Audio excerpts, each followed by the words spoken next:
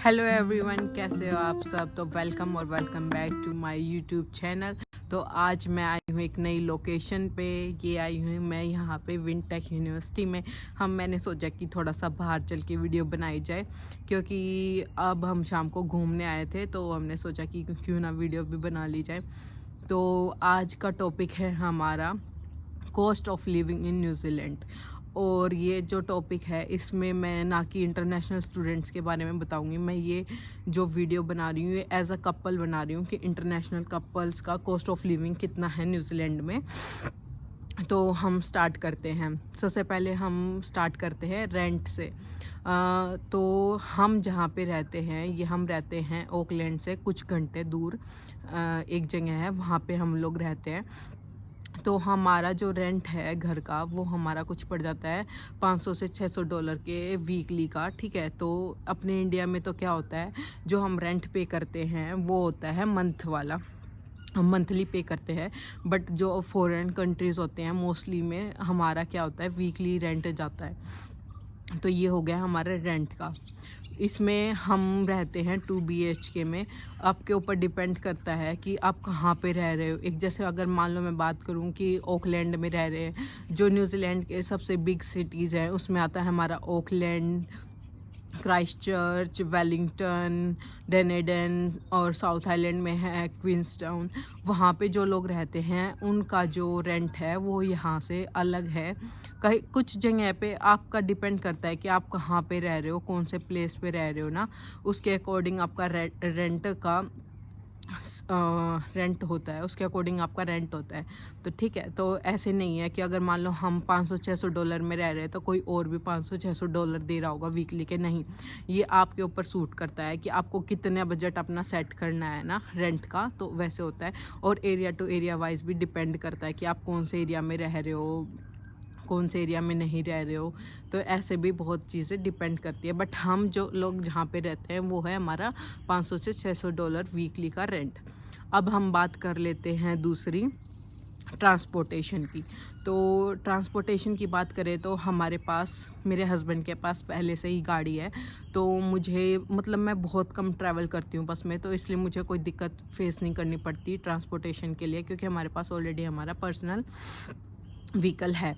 तो अब हम बात करते हैं, अगर हमारे पास गाड़ी है तो गाड़ी का मतलब कितना क्या खर्चा आता है यहाँ पे। तो वीकली का आप ये लगा सकते हो कि पेट्रोल या फिर जो भी गैस या फिर हमारा डीजल है वो कितने का लग जाता है। तो हमारा लग जाता है कम से कम $100 से $120 के बीच में हमारा वीकली का लग जाता है।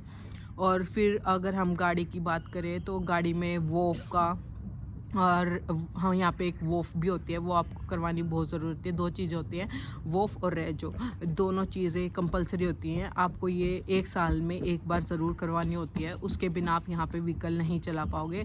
अगर आपके पास वो नहीं है तो वो आप व्हीकल अगर चलाओगे तो पुलिस आपका चालान काट देगी। ठीक है, फिर तीसरी बात कर लेते हैं हम लोग व्हीकल में क्या होता है। जैसे अपने व्हीकल में इंडिया में भी इंश्योरेंस करवाते हैं, तो यहाँ पे भी इंश्योरेंस होता है। यहाँ पे व्हीकल का इंश्योरेंस का पड़ जाता है हमें, हमने जिस कंपनी से ले रखा है। यहाँ पे बहुत अलग अलग कंपनियाँ हैं इंश्योरेंस के लिए।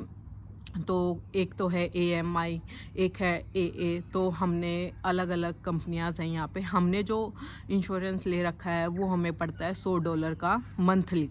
ये हमारा कोई क्या बोलते हैं, मंथली का नहीं, वीकली नहीं है। जो हमारा व्हीकल का इंश्योरेंस है वो यहाँ पे वीकली ना होके मंथली का होता है। ठीक है, तो ये हो गई हमारी ट्रांसपोर्टेशन की बात। अब हम तीसरा चलते हैं हमारे ग्रोसरी शॉपिंग पे। अगर हम ग्रोसरी शॉपिंग की बात करें तो हम ये नहीं है कि सिर्फ इंडियन स्टोर से ही अपना ग्रोसरी का सामान लेके आते हैं। नहीं, हम लोग यहाँ पे काउंटडाउन है, न्यू वर्ल्ड है, पैक एंड सेव है। तो जहाँ से भी आपको प्रेफरेंस करता है, कि जहाँ से भी आपको ये लगता है कि यहाँ पे पहले कुछ दिन जाके देखो, कि एक बार प्राइस का देखो कि कहाँ पे आपको सही पड़ रहा है, कहाँ पे सही नहीं पड़ रहा है। तो जब मैं यहाँ पे स्टार्टिंग में आई थी तो मुझे लगता था काउंटडाउन ठीक है, बट नहीं, जैसे जैसे मेरे को धीरे धीरे पता लगा कि यहाँ पे जो न्यूजीलैंड में है पैक एंड सेव के prices as compare to 2 companies के, जैसे काउंटडाउन और न्यू वर्ल्ड के हिसाब से बहुत ठीक है। तो जैसे मान लो अगर हम बात मैं कह रही हूँ कि उसके प्राइसेस ठीक है, तो अगर हम देखें तो कि भाई उनके प्राइसेस क्यों नहीं ठीक है, क्योंकि उनकी फिर क्वालिटी जो वो प्रोवाइड करते हैं वो भी अच्छी होती है। ये नहीं होता कि हाँ वो क्वालिटी या फिर ऐसे देंगे, तो कहीं ना कहीं तो कुछ फ़र्क होता है, इसलिए प्राइस भी डिफ़र करता है। और हाँ, न्यूजीलैंड में एक और बात है, यहाँ पे किसी भी चीज़ का या कोई भी चीज़ का मान लो बिस्किट, नमकीन, कोई फ़िक्स प्राइस नहीं होता है। सारी जगह पे अलग-अलग प्राइसेस मिलेंगे आपको। ये नहीं है कि अगर मान लो एक जगह पे दूध $6 का मिल रहा है तो दूसरी जगह पे वो $7 का भी मिल सकता है, 8 का भी मिल सकता है। तो यहाँ पे फ़िक्स नहीं है प्राइसेस, ठीक है। अब हम चौथी बात कर लेते हैं अपने मोबाइल और इंटरनेट के एक्सपेंसेस की। तो हम लोगों ने जो मोबाइल और इंटरनेट का प्लान ले रखा है, मैंने और मेरे हस्बैंड ने अलग अलग प्लान्स ले रखे हैं। मैंने एक कंपनी है जेनेसिस और मेरे हस्बैंड ने 2 डिग्रीज़ का ले रखा है। तो वो आप पे डिपेंड करता है कि आप कितना नेट यूज़ करना चाहते हो, आपको कितनी ज़रूरत है। मोस्टली तो यहाँ पे घरों में वाईफाई मिल जाता है और पब्लिकली भी आपको वाईफाई फ्री मिलता है बहुत सारी जगह पे।